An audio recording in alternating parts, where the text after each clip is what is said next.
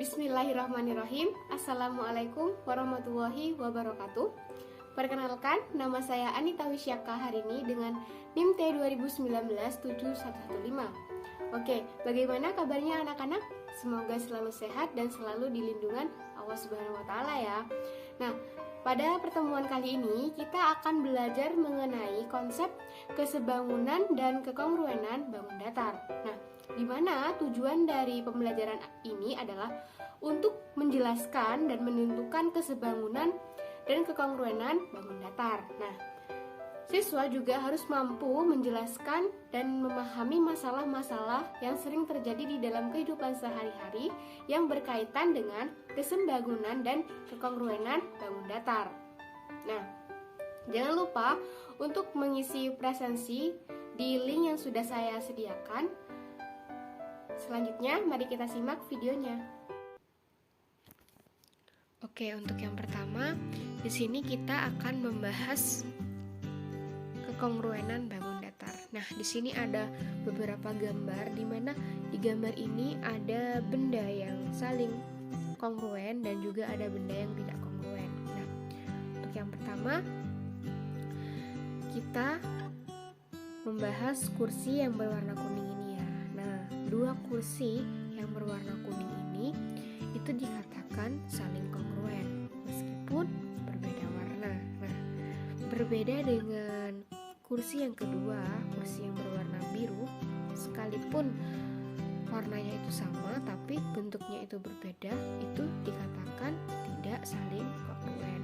Nah, untuk selanjutnya yaitu ada mobil. Nah, mobil di sini, mobil berwarna hijau ini merupakan dua gambar mobil yang saling kongruen. Nah, sedangkan dua mobil yang berwarna merah dan berwarna oranye ini tidak dikatakan saling kongruen. Nah, di sini juga ada bangun datar di mana di sini ada bangun datar persegi yang mana sisinya itu 4 cm dan 4 cm. Nah, di sini juga ada belah ketupat. Nah, belah ketupat di sini dia juga memiliki sisi 4 cm. Nah, ternyata gambar satu ini adalah bangun datar yang saling kongruen karena sisinya sama. Nah, berbeda dengan gambar kedua di mana di sini sama-sama bentuknya itu persegi panjang, hanya saja yang membedakan lebarnya itu 6 cm dan panjangnya itu 10 cm. Nah, sedangkan gambar yang kedua ini lebarnya itu 3 cm dan panjangnya itu 5 cm. Nah, maka gambar yang kedua itu tidak dikatakan saling kongruen sekalipun bentuknya itu sama, tapi yang membedakan adalah ukurannya.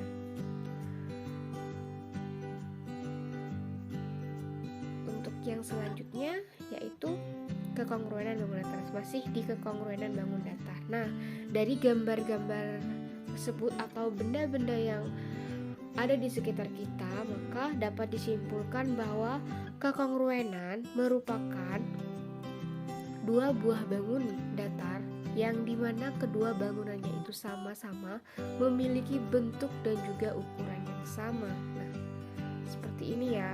Nah, ini bentuknya sama, ukurannya sama, itu dikatakan kongruen.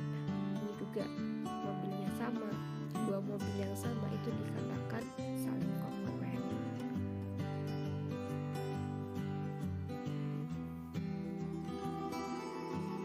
Untuk yang selanjutnya yaitu syarat-syarat dua bangun datar yang kongruen. Nah, di sini ada dua ya nanti. Di sini ada yang A bangun datar segi banyak dan yang B itu nanti bangun datar segitiga. Nah, untuk syarat di bangun datar segi banyak ini,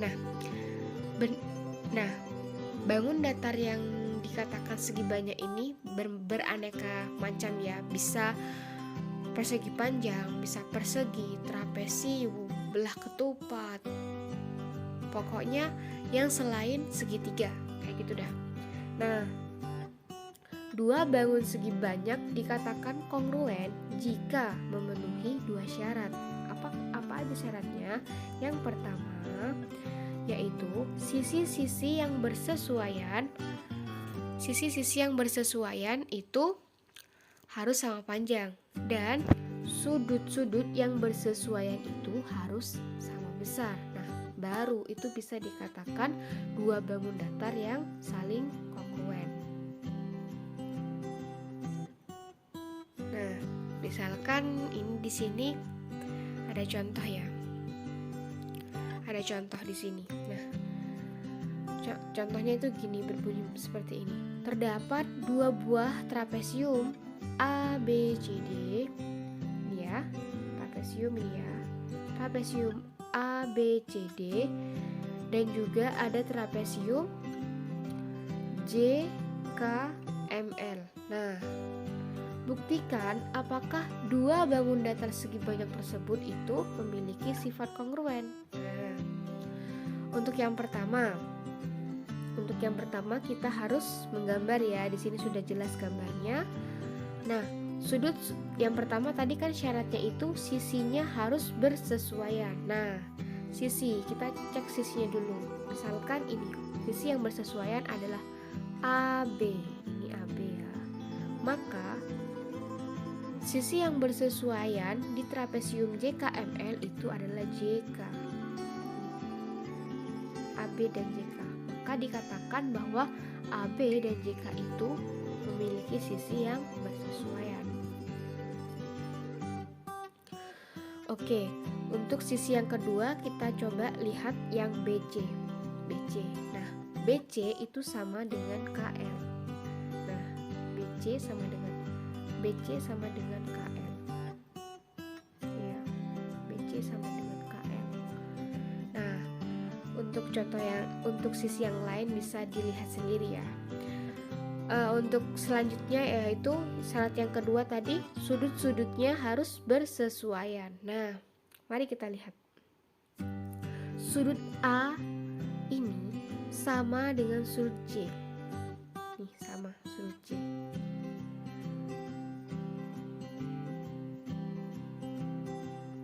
Sudut B itu akan sama dengan sudut K.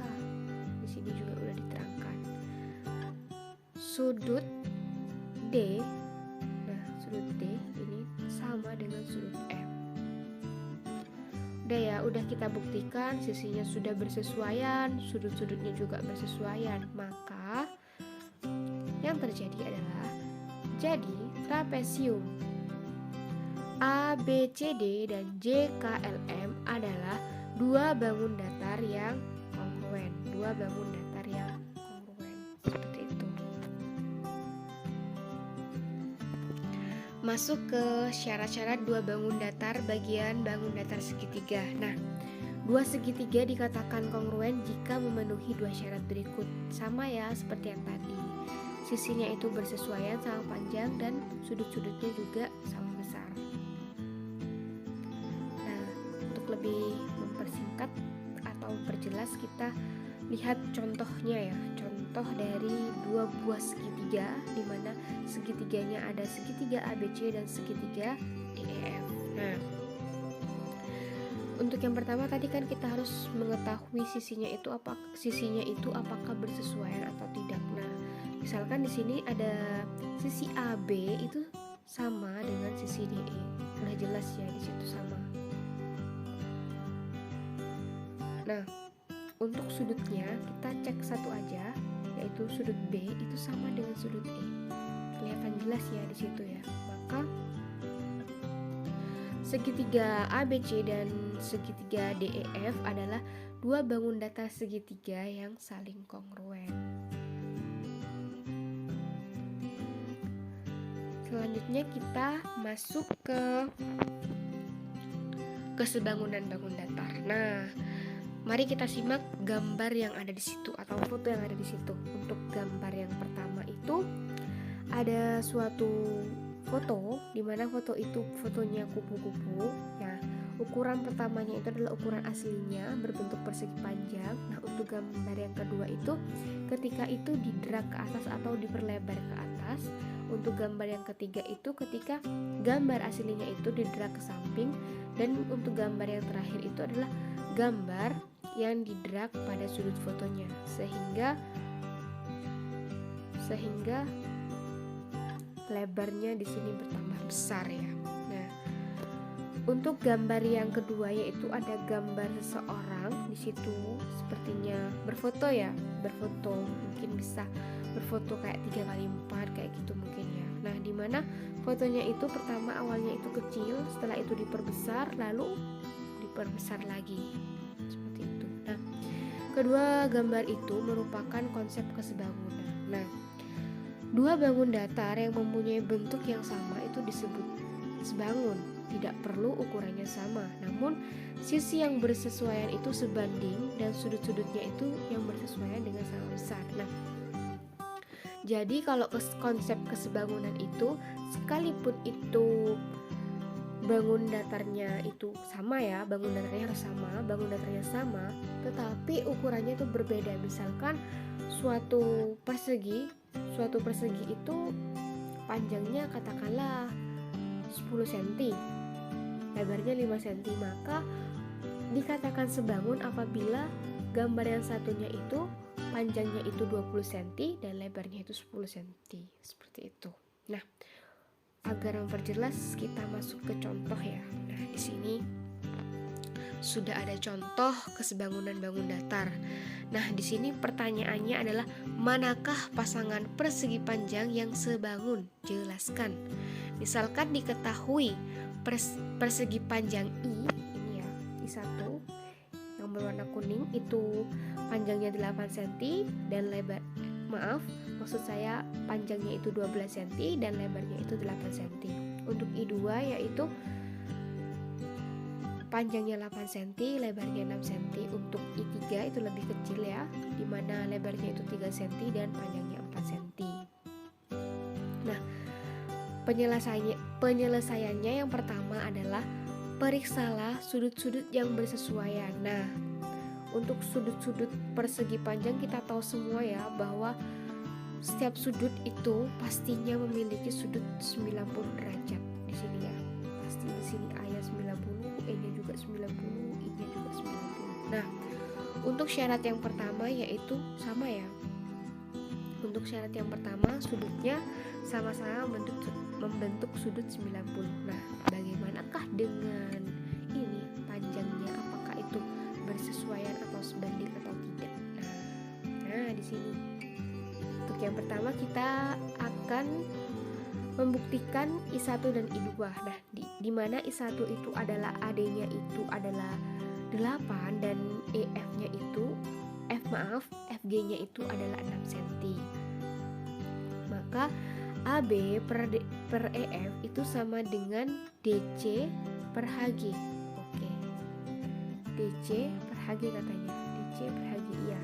Maksudnya panjang DC itu kan sama kayak panjang AB. Itu kan panjang AB-nya 12, maka DC-nya itu juga 12. Ini juga EF-nya 8, maka HG-nya itu juga 8. Maka diperoleh kesimpulan bahwa ini ya, AB per EF sama dengan DC per HG sama dengan 12 per 8 itu ketika disederhanakan menjadi 3/2. Nah, ternyata hal tersebut berbeda dengan AD, ini AD 8 dan EF juga EF 6, 8/6. Nah, ternyata 8/6 itu adalah 4/3, sehingga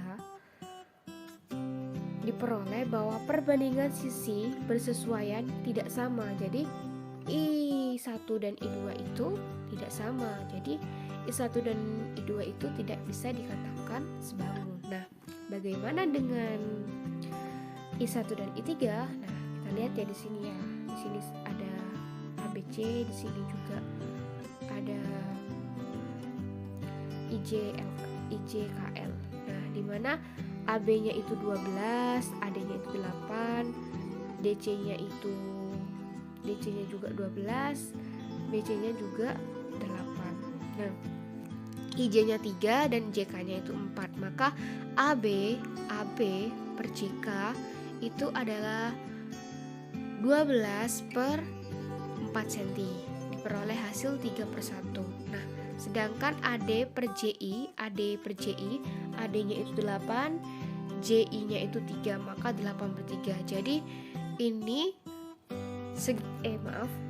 persegi panjang ABC dan IJKL maksud saya itu tidak sebangun karena perbandingannya itu ternyata tidak sama.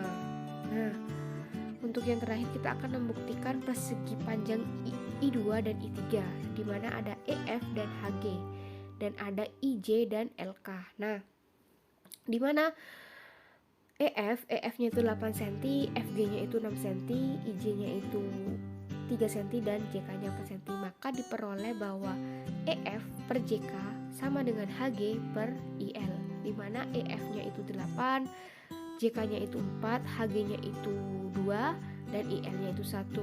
Nah, kita akan membuktikan untuk EH-nya. EH per JI sama dengan FG per KL.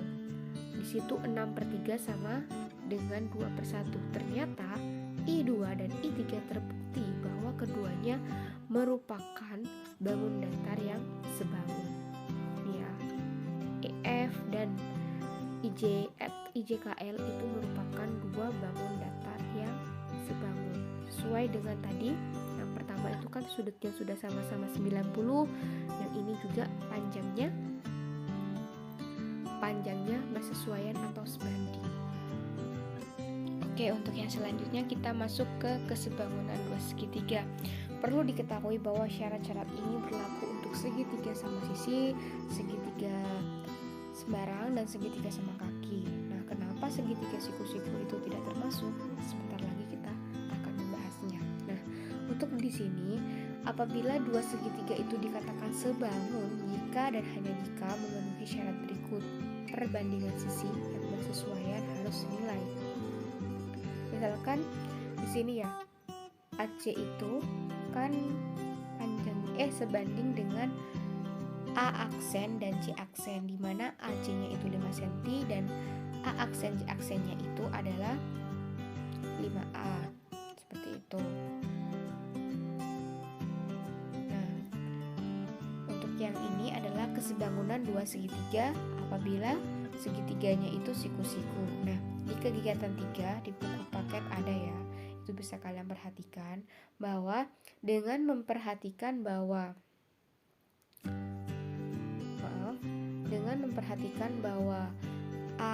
segitiga ABC itu sebangun dengan DBA.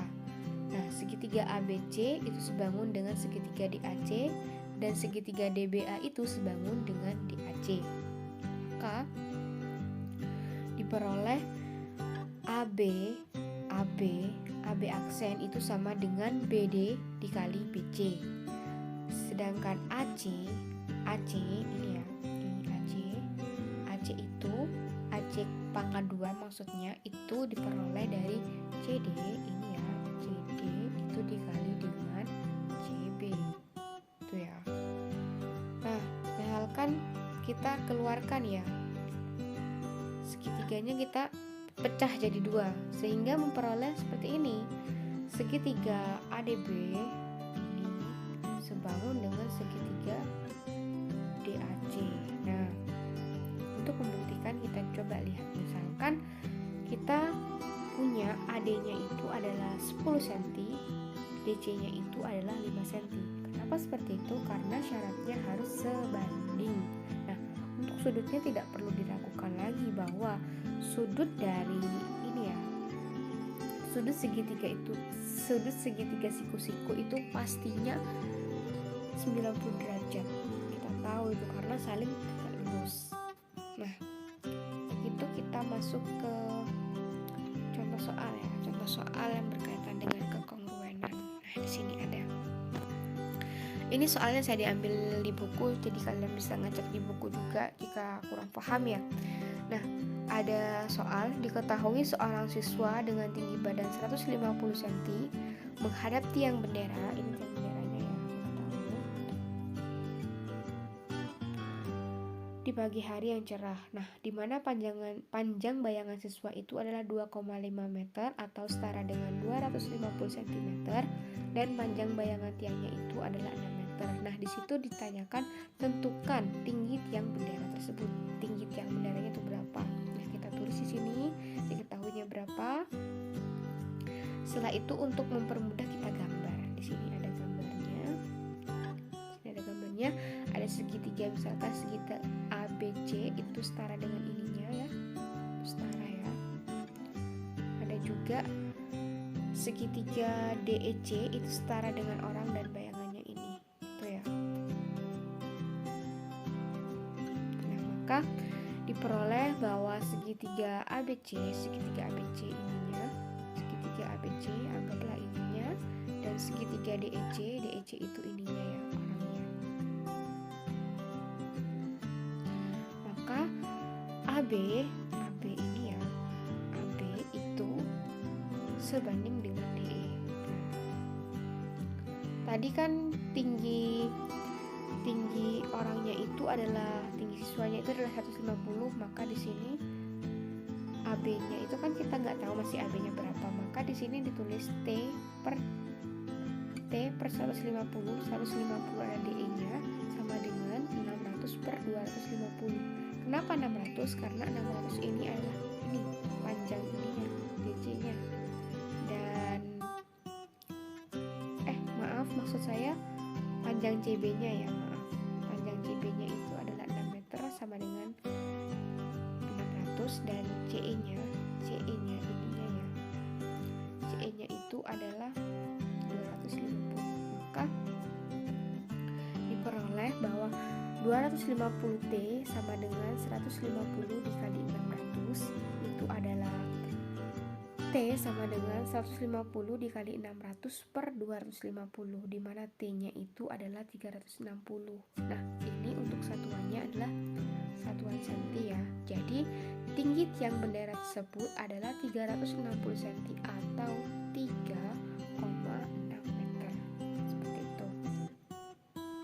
Oke, itu tadi penyampaian materi dari saya. Apabila ada pertanyaan-pertanyaan, silahkan kalian catat dan kalian sampaikan ketika diskusi grup berlangsung ya.